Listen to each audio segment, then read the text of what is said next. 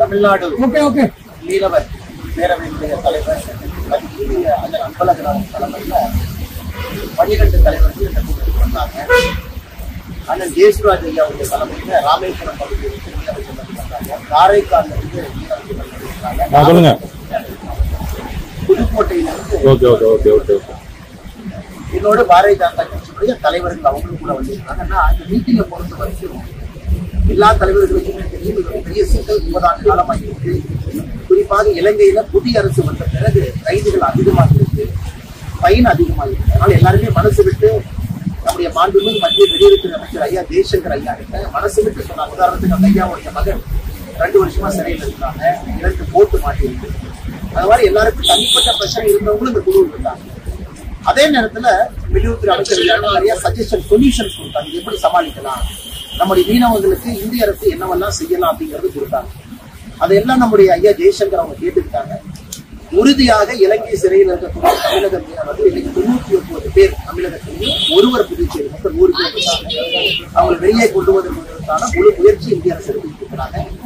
அதே நேரத்தில் இன்னைக்கு தேதியில 224 படகுகள் இலங்கை அரசுடைய கஸ்டடியில் இருக்கு.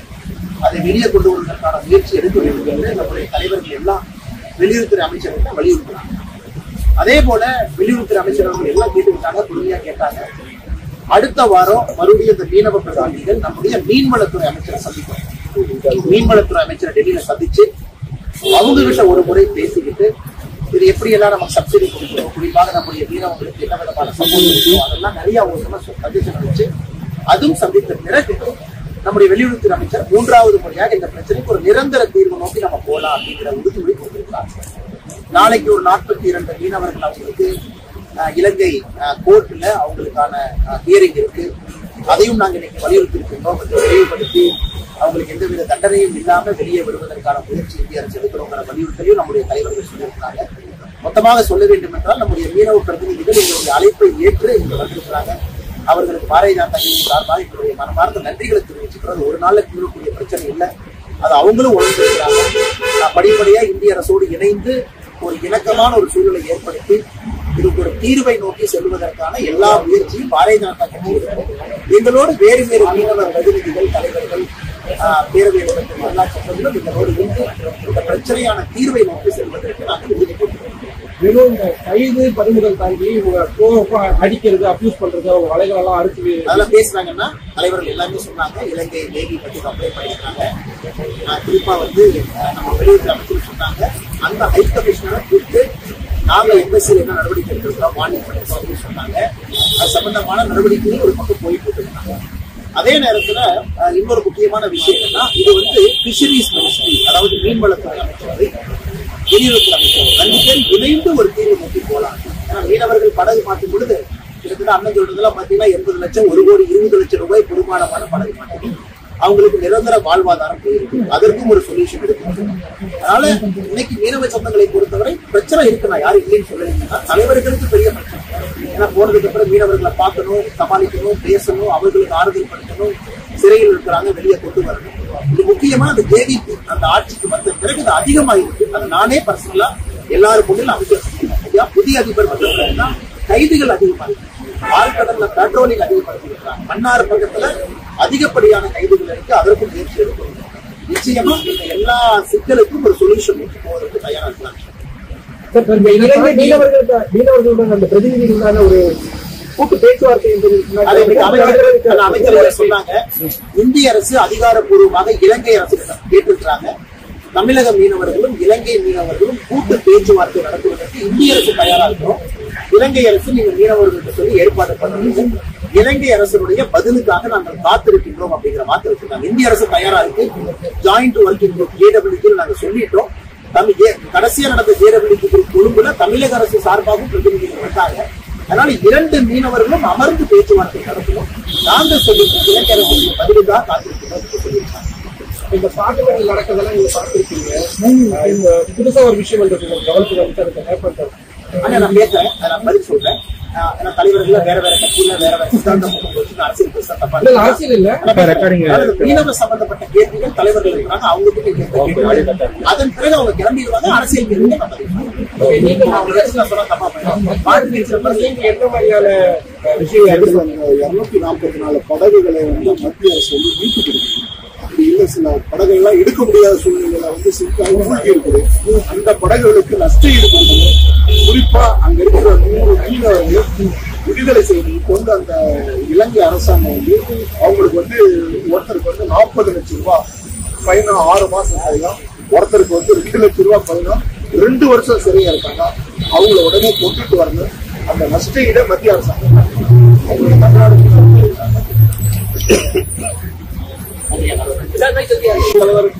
அண்ணாமலை அண்ணன் தலைமையில ராமநாதபுரம், புதுக்கோட்டை, தஞ்சாவூர், நாகப்பட்டினம், காரைக்கால் மீனவ சங்க பிரதிநிதிகள், வெளியுறவுத்துறை அமைச்சர் ஜெய்சங்கர் சந்திச்சு எங்களுடைய மீனவ சம்பந்தமா சொன்னார்.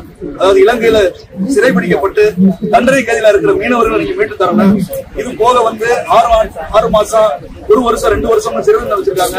இது போக 244 படகுகள் இலங்கை சிறைப்பிடிச்சு அதுல நிறைய படகுகள் அங்க அரசுடைமை ஆகியிருக்காங்க. இது போக நிறைய படகுகள் மூழ்கி கிடக்கு. அதனால அங்க இருக்கிற நல்ல நிலையில இருக்கிற படகுகளை மீட்டு தரணும். அது போக இலங்கை சிறையில் இருக்கிற மீனவர்கள் உடனடியாக மீட்டு தரணும்.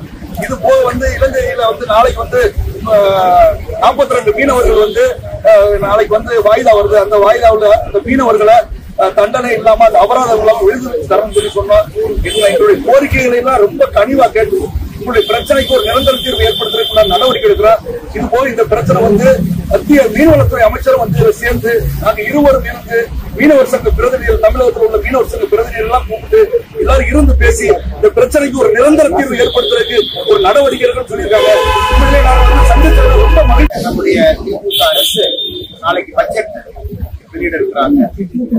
அதுல இன்னைக்கு முன்னோட்டமாக முதலமைச்சருடைய அலுவலகத்திலிருந்து 2024 நாங்க பாத்தீங்கன்னா இந்திய ரூபாயினுடைய அந்த சிம்பல் அது வச்சு பண்ணணும். இந்த முறை நம்முடைய தமிழர்களுக்கு ரூபாய் நாங்க பண்ணிருக்கோம். அது பெரிய புயல கிளம்பிச்சு. காரணம் மாநில அரசுக்கு கரன்சியை பொறுத்த வரைக்கும் மத்திய அரசுக்கு தானே சொந்தம். அதாவது காமன் கரன்சியினுடைய அந்த சிம்பல் அந்த வேல்யூ நம்ம என்ன பயன்படுத்துறோமோ அது இந்தியா முழுவதும், பாரத நாடு முழுவதும் பொதுப்படையா இருக்கு. அதை மாத்திருக்காங்க. நான் கூட நிறைய தொலைக்காட்சியில பேசினோம்னா நம்ம தலைவர்கள் பேசினாங்க, எல்லாம் பேசணும். நாங்க முதல்ல வன்மையா கண்டிக்கிறோம். காரணம் என்னன்னா 2024, 23, 22 எல்லாம் நம்ம காமன் சிம்பலை தான் ஃபாலோ பண்ணாங்க. அதுவும் தமிழ்நாட்டை சார்ந்த ஒரு சகோதரர் 2010 இது உருவாக்குனாங்க. இந்தியா முழுவதும் நடந்த டிசைன் காம்படிஷன்ல செலக்ட் பண்ணாங்க. அப்ப திமுக கூட்டணியில இருந்தாங்க. அவருக்கு பெரிய பாராட்டு விழா தமிழ்நாட்டில் நடத்தணும். ஏன்னா அவர் திமுகவுடைய முன்னாள் எம்எல்ஏ, 1971 ரிஷிவந்தியம் தொகுதியுடைய திமுக எம்எல்ஏ மகனும் கூட. கலைஞர் ஐயாவே கையில் அதை குடிச்சு அந்த பையனுக்கு பாராட்டி தெரிவிச்சார். எனக்கு இத்தனை ஆண்டு காலம் ஆன பிறகு இன்னைக்கு புதுசா மாநிலத்தினுடைய பிளானிங் கமிஷனுடைய எக்ஸிகியூட்டிவ் வைஸ் சேர்மன் ஐயா அவங்க சொல்றாங்க, இல்ல அதுல தேவனாங்கிரி 2010 எல்லோருக்குமே தெரியும். இந்த புதிய சிம்பல் வரும் பொழுது அதில் இன்னைக்கு மாநில அரசு அரசியல் காரணமாக ஒரு பின்னோக்கி செல்லக்கூடிய ஒரு பார்வையில் அது எடுத்திருக்கிறாங்க. இந்த வன்மையா தமிழ் எழுத்து நீங்க எதிர்க்க மூலமா தமிழை தமிழ்நாட்டுக்காரங்க செஞ்சதை எதிர்க்கிறது மூலமாக தமிழுடைய திராவிட முன்னேற்ற கழகம் எதிர்க்கிறாங்க. நான் பாக்குறேன் தமிழ்நாட்டை சார்ந்த இளைஞன் இத்தனை பேர் சம்பந்தப்பட்ட அவருடைய சிம்பல் செலக்டுக்கு தமிழனாக நான் பெருமைப்படுகின்றேன். அதை எதிர்ப்பதன் மூலமாக தமிழனையும் தமிழ்நாட்டையும் திராவிட முன்னேற்ற கழகம் எதிர்ப்பதாக நாங்கள் பார்க்கிறோம்.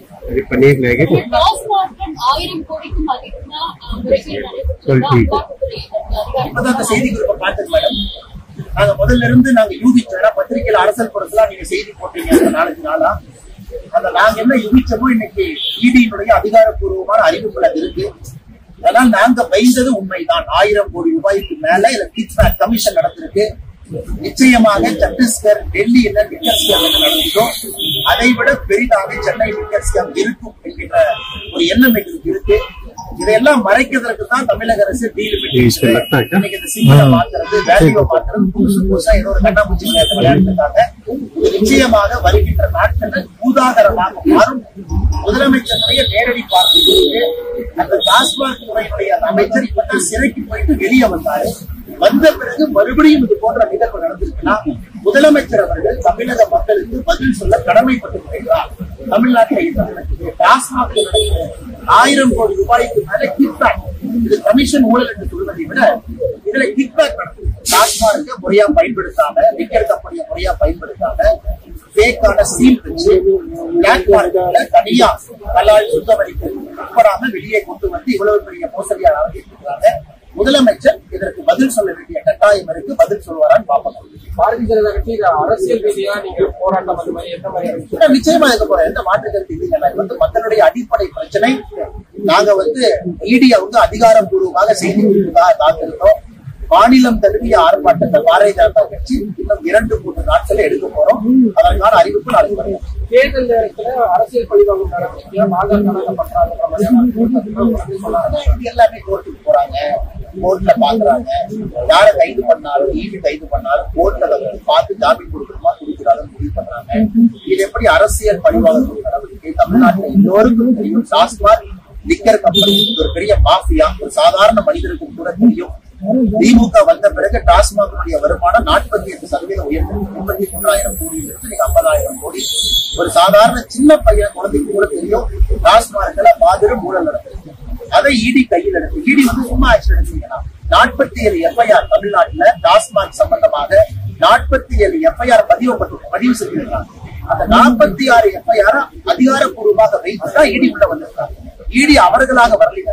தமிழ்நாடு அரசுடைய லஞ்ச ஒழிப்புத்துறை, வேறு வேறு காவல்துறை எல்லாம் பதிவு செய்த 47 எஃப்ஐஆர் அடிப்படையாக வச்சு ECIR அப்படிங்கிறவங்க தாக்கல் பண்ணி இடி உள்ள வந்திருக்கிறாங்க. இது எஃப்ஐஆரே இல்லாம இடி எப்படி உள்ள வருவாங்க?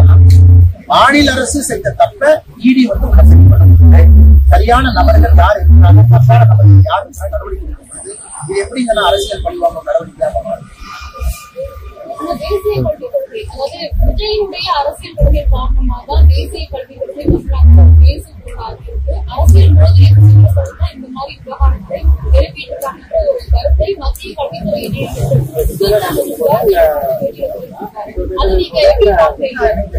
அதிகாரப்பூர்வமாக பாரதிய ஜனதா கட்சியில மாநிலத்தில் சொல்றோம்.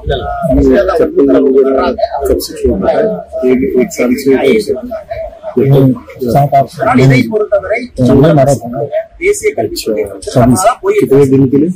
இன்னைக்கு எங்களை பொறுத்தவரை சந்தோஷம் தான். இந்த பிரச்சனைக்கு நிரந்தர 1 கோடி கையில் இன்னொரு பக்கம் இல்ல 2 கோடி ஒரு போர் தான். தமிழ்நாட்டு மக்களுக்கு இது நல்லது, திராவிட முன்னேற்ற அவர்களுக்கு இது நல்லது. இது 2026 ஒரு சொல்யூஷன் போயிட்டு ஆகும். தேர்தல் புதியவர்கள் வந்துட்டு தான் இருப்பாங்க. திராவிட முன்னேற்ற கழகம் அவங்க ஆட்சியில் தவறுகளை மறைப்பதற்காக புது பிரச்சனையை தினமும் கிளப்புவதாக தான் நான்